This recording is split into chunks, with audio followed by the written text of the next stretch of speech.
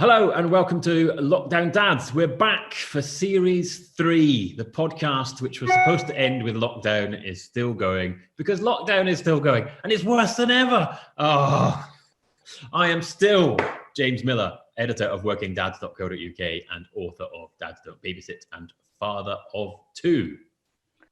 Hi, and I'm back as well. My name's Ian Dinwiddie. I'm the founder of Inspiring Dads, a coaching business that helps working dads to balance their work and their fatherhood, quite frankly. My kids, they're still 10 and 7. That's about to change in January, which is probably about the highlight of January.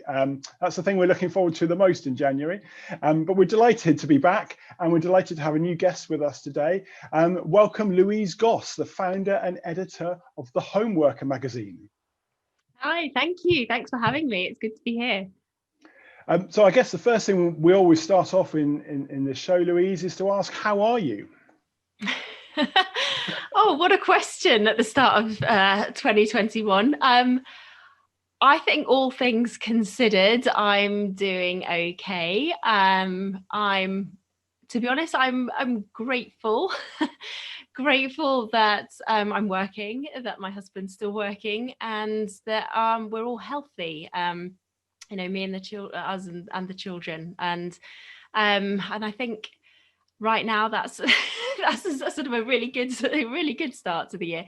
But yeah, I'm busy, and it's been, I think, as with anybody, although I haven't got the uncertainty that a lot of people are dealing with in terms of, you know, job scenarios. I think when you just try and start thinking about the outside world, that becomes quite daunting. So very much kind of trying to focus in at the moment and on what we can control, and on, you know, looking after the people we can, and sort of taking care of ourselves and each other. And you know, that sounds perhaps a bit, but right now, I mean, I do sort of feel that's about as good as it can get. Yeah, definitely. And what about you, James? How are you feeling? You were saying when we were pre-recording that you were a bit frazzled. Hopefully it's not too bad. If you remember the last lockdown in November, I didn't like it at all. I don't like this one either, but I'm better. Tuesday morning, I was really grumpy because I had to get homeschool set up and I couldn't get my work done. And I was like, oh, this is not good.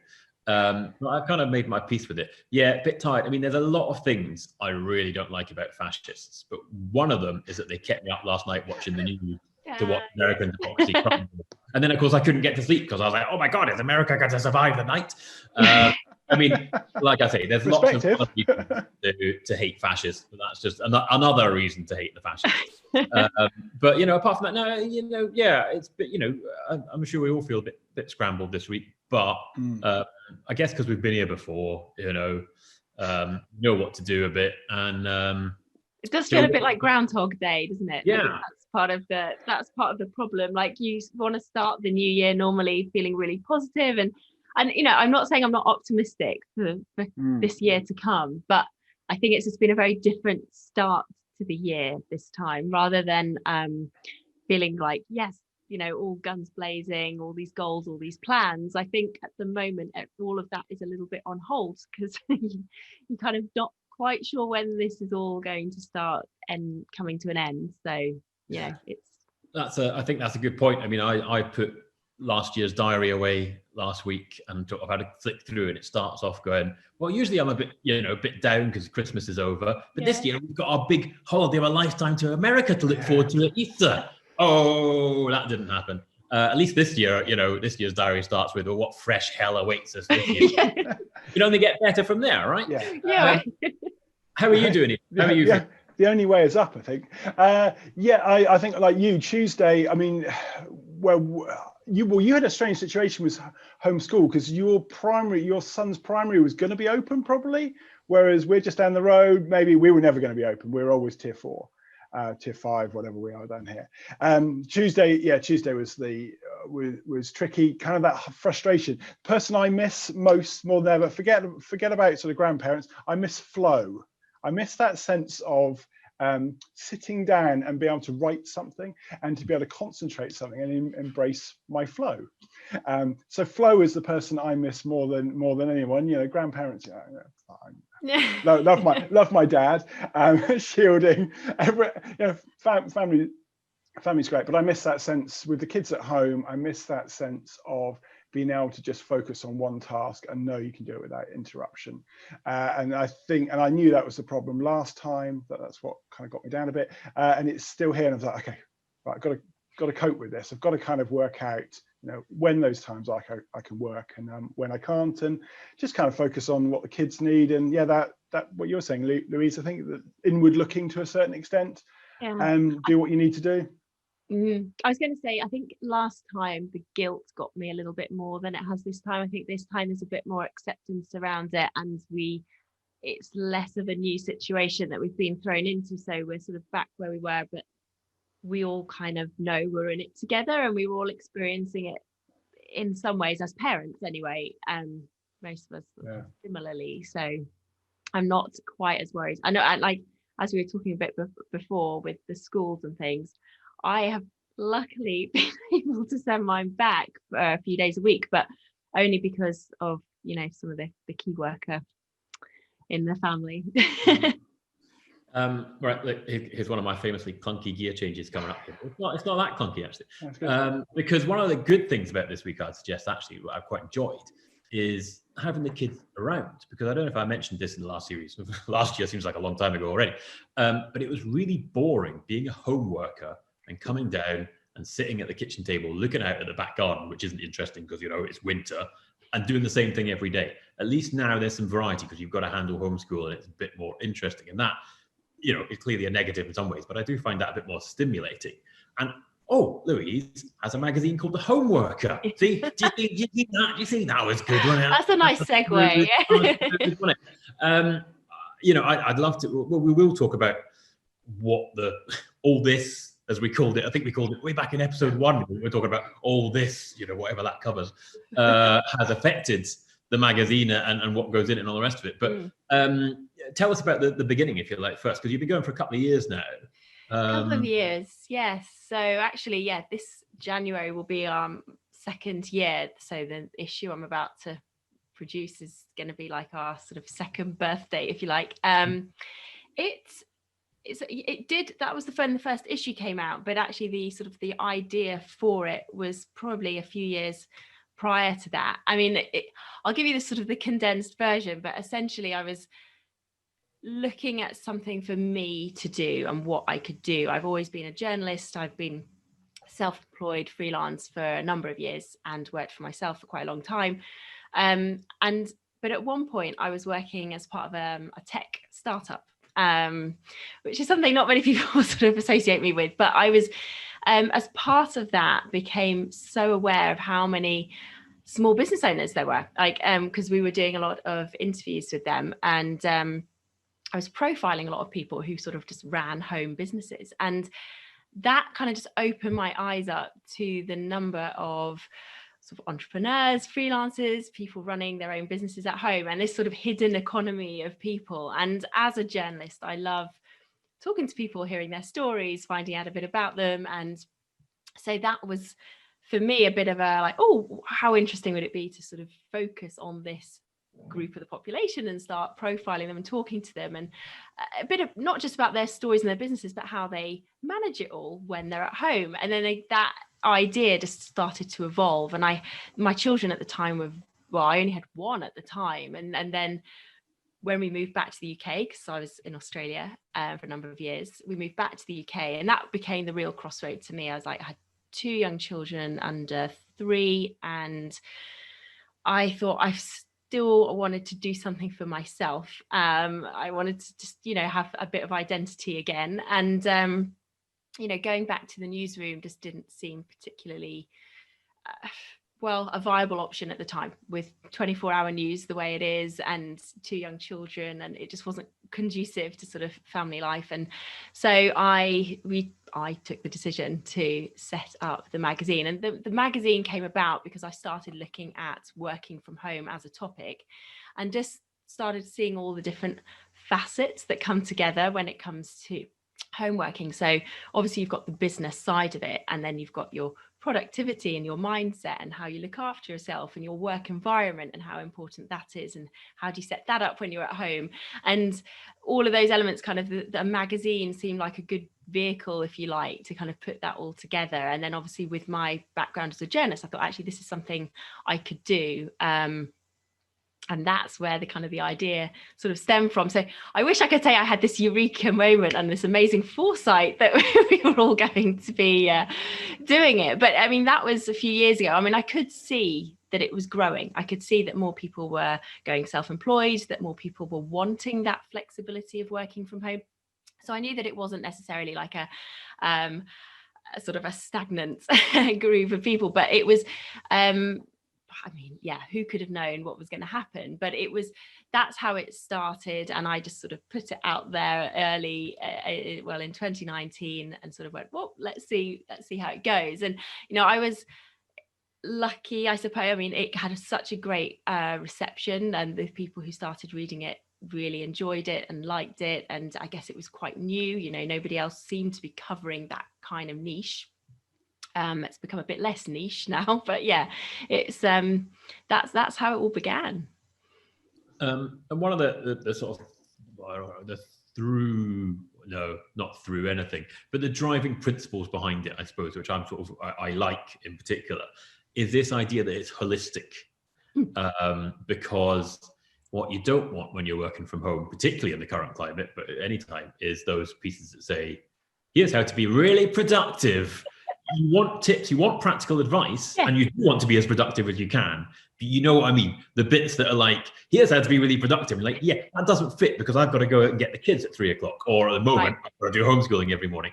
Obviously, there's some of that in the magazine in terms of useful advice. Sure, yeah. But it comes from a place of, well, I say it's holistic. I think very much so. That was very much one of that sort of the underlying principles of that. This was a holistic and looking at this whole topic very holistically, because it's kind of a nod to how chaotic it can be, and that, you know, work and life are very integrated nowadays, and there's no real getting around that. So yes, there are very much practical tips in there around productivity and maybe sort of running a business as well, but equally it looks at your well-being and your mindset and the things that are actually going to sort of see you through the day.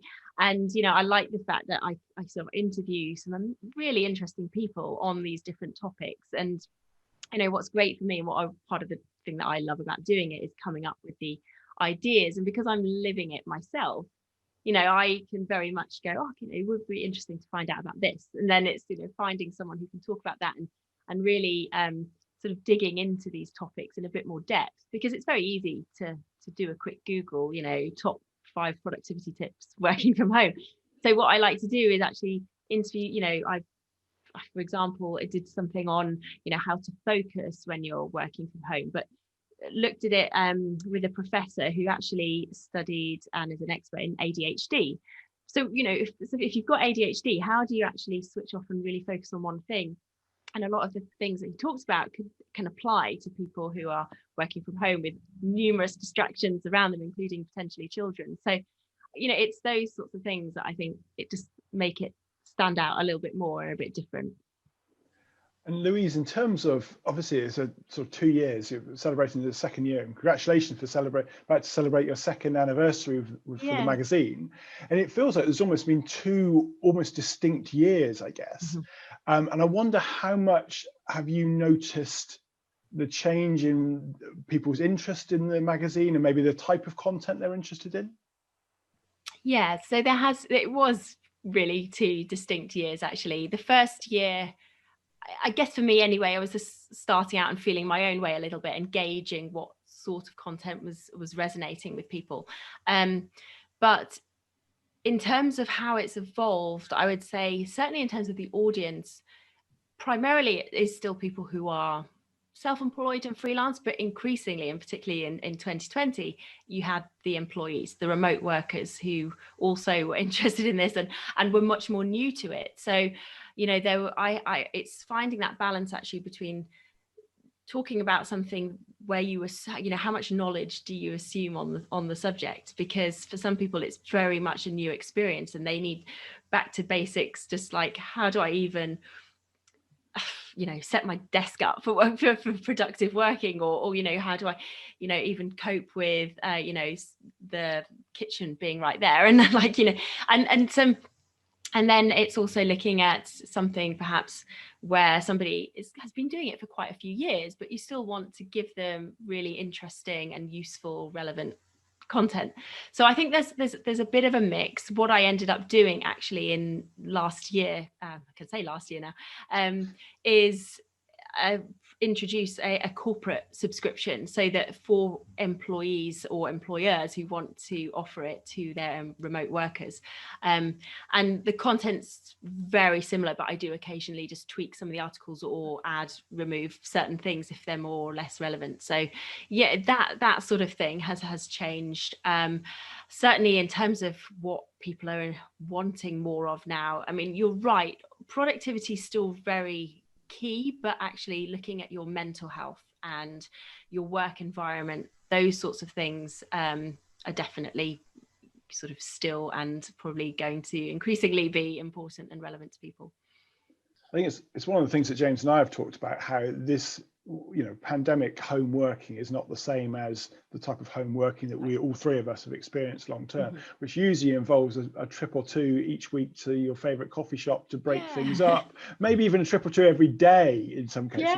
but it's a very different environment, and helping anything that we can do, and then the magazine's role in helping people to navigate that, I think is so important. Yeah, I mean, you're right. There's working from home, and then there's working from home during a global pandemic, and they are very different things.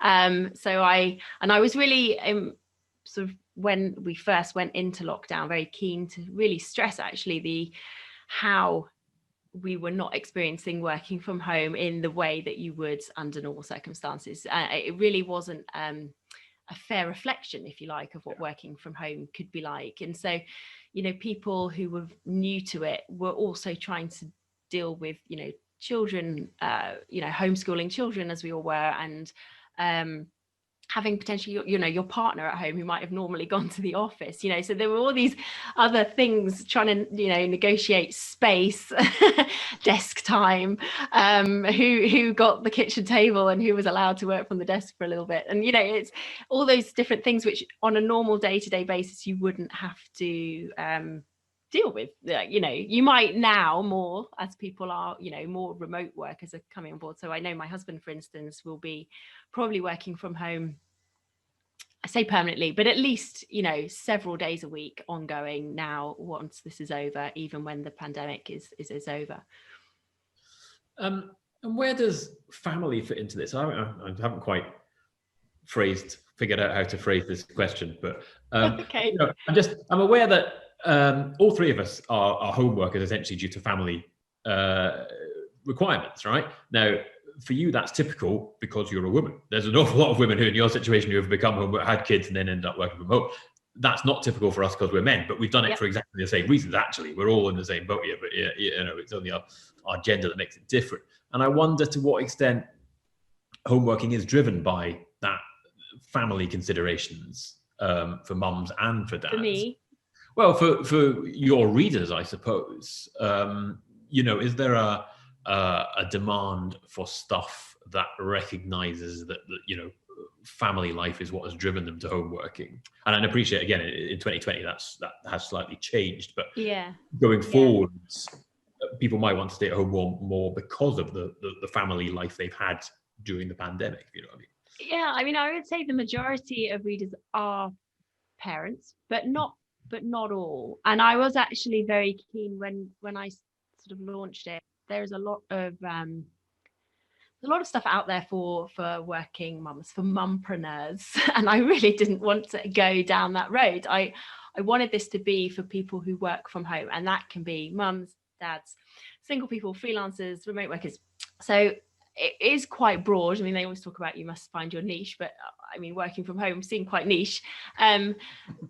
But yeah, I would say for a lot of people, and you're right, particularly women, there are quite a few who are mums and have at that point decided to either set up on their own and go self-employed, or maybe take part-time or flexible working and those sorts of roles. So I think it is a big driver. It remains a big driver in terms of why people do it. I've heard so many stories of, again, sadly, particularly women who have not been offered or been able, their employer has not been able to give them the flexible working that they wanted. And therefore, they've almost had no choice.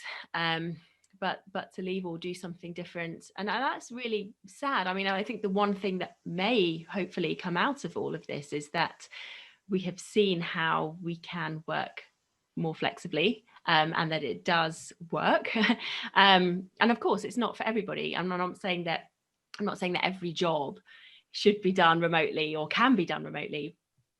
But we have seen that the technology is there, that people can do it and still get their work done. And I think now we are, thankfully, I think, starting to shift towards, okay, let's focus more on the output and the outcomes rather than how many hours you're sat at a desk. And it's a huge period of adapting that everyone has to come to, but particularly for managers and leaders as well, who are having to learn how to manage people remotely when they're not able to physically see them. And for some, that's really difficult. It's interesting, you're talking about your husband. It's quite interesting what you're saying about he's more likely to be working sort of 2 or 3 days a week from home on a long-term basis. And I wondered how much of that was his own personal choice and how much of that was a work choice. Because I think he wrote about it, didn't he, for the magazine? He wrote about, because he wasn't used to working from home, and he wrote about his experience and how it had changed for him and how he perceived things. Yes. So in fact, when he very first started doing it, I would say it was probably sort of once a fortnight, maybe, if that's sort of 2019, early 2020. And he didn't enjoy it at all. His first experiences of it were quite negative. He felt, as I think a lot of people do, and it was quite a relatable piece, that there was this sort of underlying anxiety about having to be constantly online, switched on. If you stepped away from the desk, there was this guilt, there was this worry that, oh, are they going to think I'm, skiving off? Because I think up until quite recently, there was a bit of a perception, if you had work from home, penned out in the calendar, it was that you actually had some appointments that you needed to get to, or, you had some Netflix to catch up on or something. But I think that perception has also shifted a bit over the last few months. And, but yes, he was doing it now and again, wasn't overly keen, but kind of appreciated that there were benefits to it. And he did quite like the fact that he could do the school drop off as part of that, and then of course during lockdown, permanently working from home, and he now really likes it. He sort of sees the benefits of it. He definitely, and I think many people will agree, there are advantages to being in the office and as a worker, as an employee, and I think that hybrid option, that solution of a few days at home and a few days at the office is long term probably going to be the ideal, and what more people will end up doing.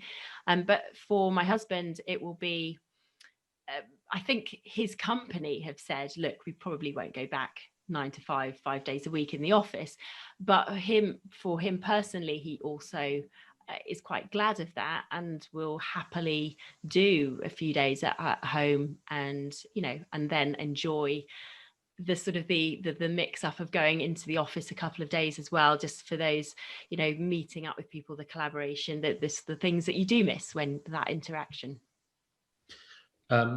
You're the editor of the Home Worker magazine. Can I ask a couple of quick questions before we move on to the tips? Yes, sure. You need a desk. Should I get a desk? Do you need a desk? Where are you now? Your kitchen table. What would you recommend to home workers? Should you get a desk if you're working from home? Personally, I would get a desk. Are you saying in not the kitchen table? Yeah. There are.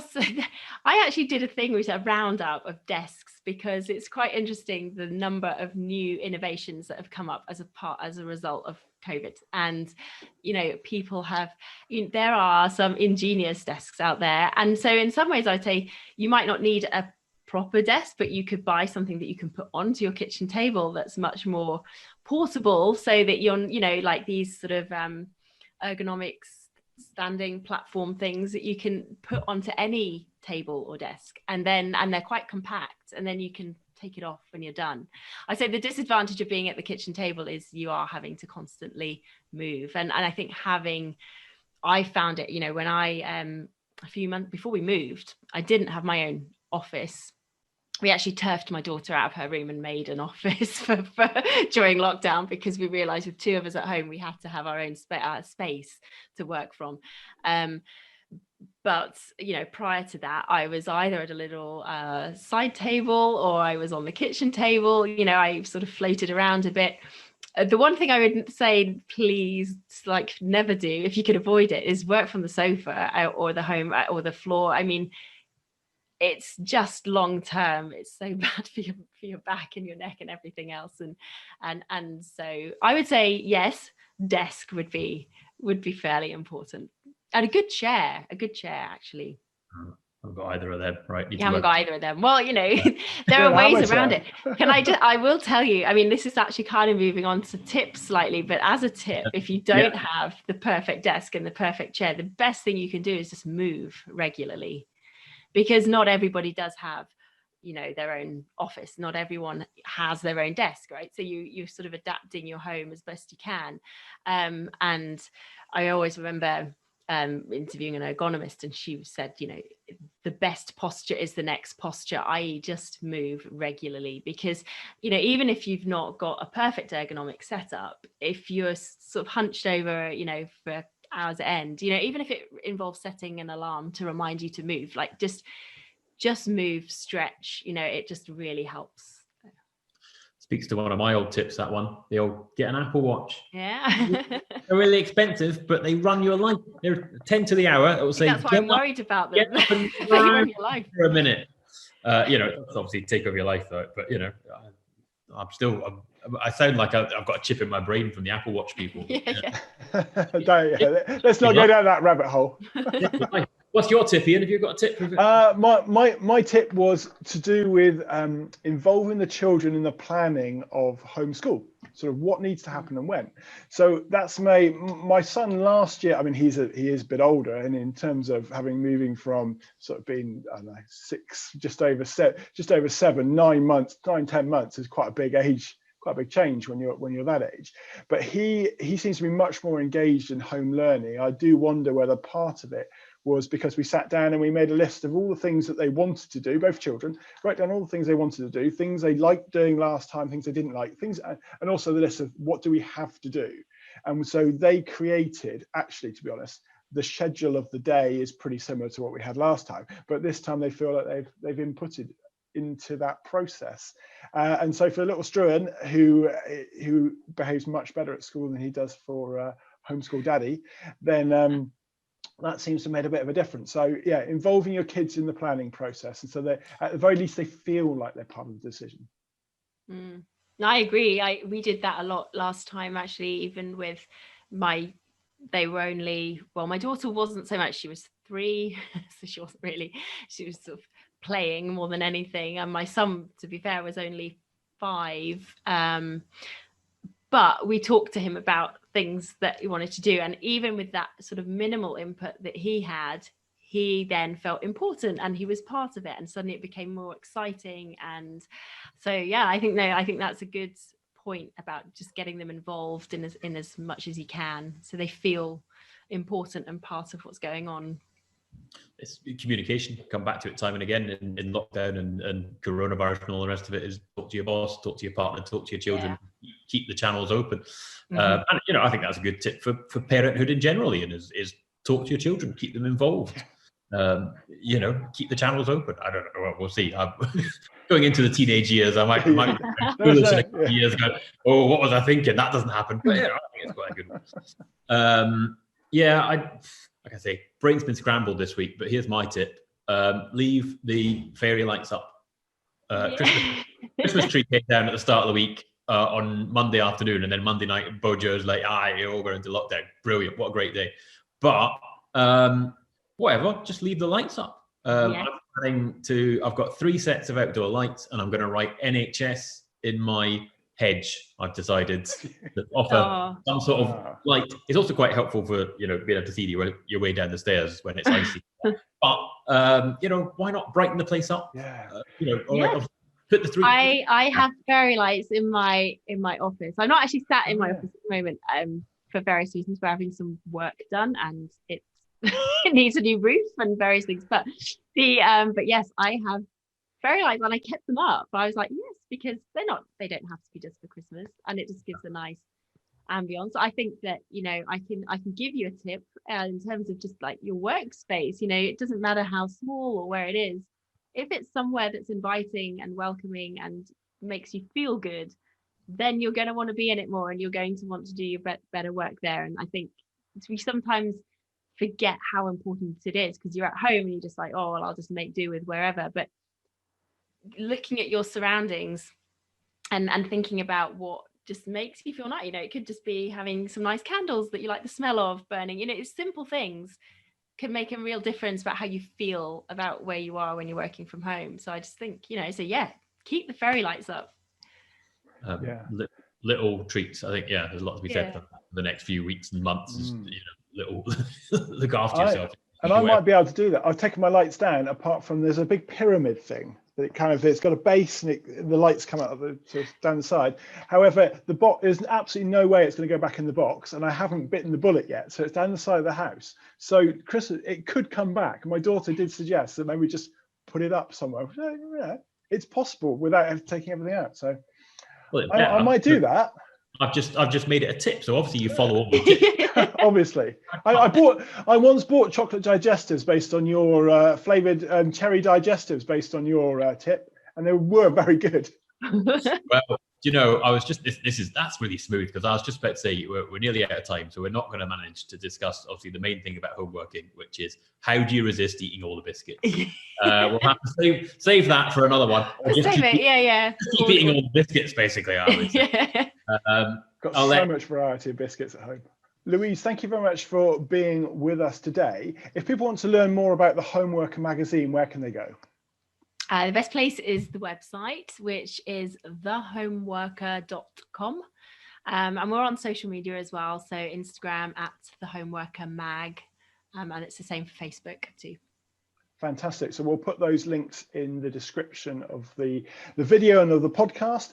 So this has been episode number 28, the first episode of season number 3 of Lockdown Dads, the show that won't go away. And while we embrace the new normal that is 2021, we will be back next week with a new guest, talking about more things that are relevant to lockdown and to dads and to this whole thing we're in. So thank you very much for everyone for watching and listening, and we look forward to seeing you again and having you involved in our show next week. Take care, everyone. Thank you, Louise, and thank you, James. Goodbye. Thank you. Bye. Bye.